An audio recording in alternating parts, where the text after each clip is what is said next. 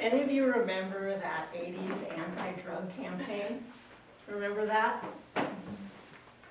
Is there anyone out there who still doesn't get what drugs do to you? Okay, I'm going to tell you one more time. This is your brain. This is drugs. Oh. This is your brain on drugs. Well, this is an icebreaker, so I'm supposed to tell you a little bit about myself, and that probably tells you that I grew up in the 1980s, and I was traumatized by those commercials. So traumatized that I steered clear of drugs. I didn't want my brain to sizzle like an egg on a frying pan. So when I hit about 45 in 2014, I wondered, why do I feel like my brain is fried? I never took any drugs. And you know, when you're younger, you're always learning new things, right? I remember in college, I would have pseudo-intellectual conversations, I would write papers and do research. And then even after college, I took a job teaching English in Taiwan, and I got to immerse myself in learning a new language, so I grew intellectually that way. But at some point, I had to come back to the US and get a real J-O-B job. But you know, even as a young person in the workforce, you learn a lot. You're constantly challenged. You know how to get someplace on time, how to get back to break. And for a long time, I looked for a job with benefits, and I finally got one at the Contra Costa County Department of Child Support Services. And man, I grew from that. I learned how to be yelled at and taken. I learned about negotiating bank levies, interviewing people in court, preparing legal documents and serving them, and filing proofs of service. Every day was a challenge, and I felt like my brain was happy and growing. But fast forward 15 years in the same job, and I'm just not learning at the pace I was when I was a youngster. In fact, I started to notice that I kept forgetting my keys. And in conversation, I just couldn't seem to find the right word. You know, what is that person with a driver's permit who lives in my house and eats all the food? Oh, a teenager.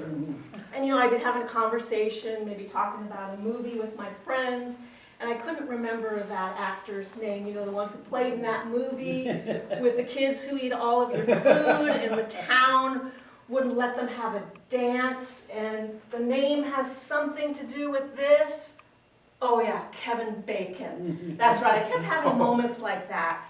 So one fateful day, my boss called me to his office, and I was trying to remember his name, and I went in there and he said, Jennifer, the California Child Support Directors Association needs a speaker at the next conference, and I voluntold you. Well, I was so shocked that I even forgot how to protest.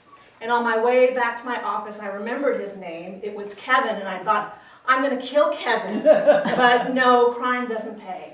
So instead, I remembered something my mother did when she came to that point of reckoning, when she realized her life was more than half over, and she asked herself, what did I accomplish? She joined Toastmasters. And I remember her telling me that she felt like Toastmasters kind of woke her up. Woke her up to what, you ask? Well, to the awareness that as an adult, you still have the potential and capacity to learn. And she even attributed going to Toastmasters to giving her the courage to start her master's degree.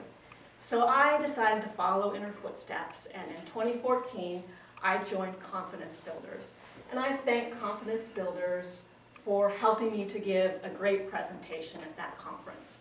But Confidence Builders has really become a lot more to me than just a way to prepare for one event.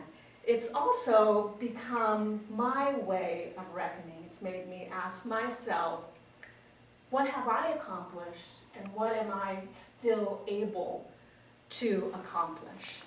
And I really like my brain a lot better on Toastmasters. And I think if you give it a try, you'll like your brain on Toastmasters better too.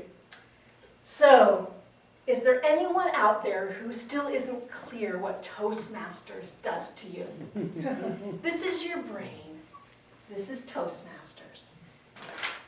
This is your brain on Toastmasters. Thank you.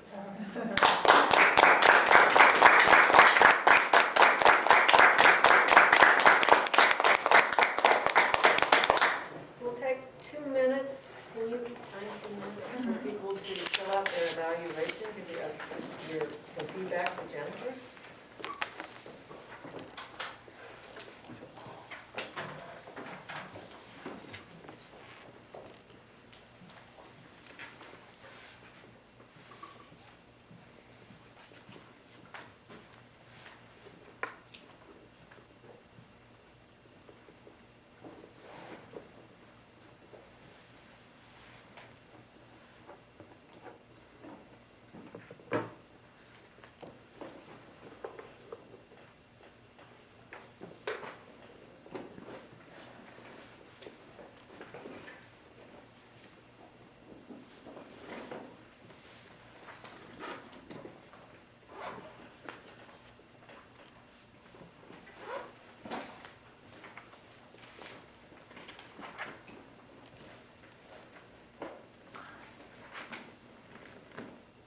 One minute left.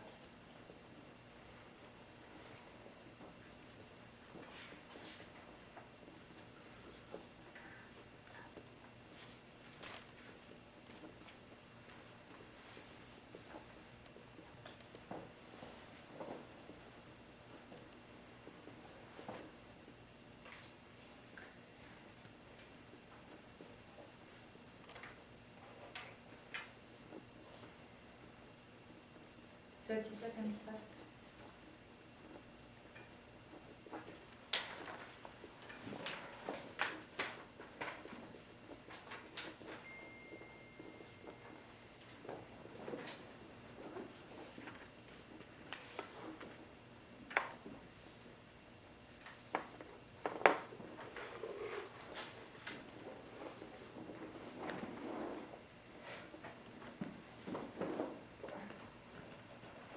Please put your pen and pencils down. Our guest speaker is Brendan James Murphy. He joined Toastmasters in 1997 and continues to be amazed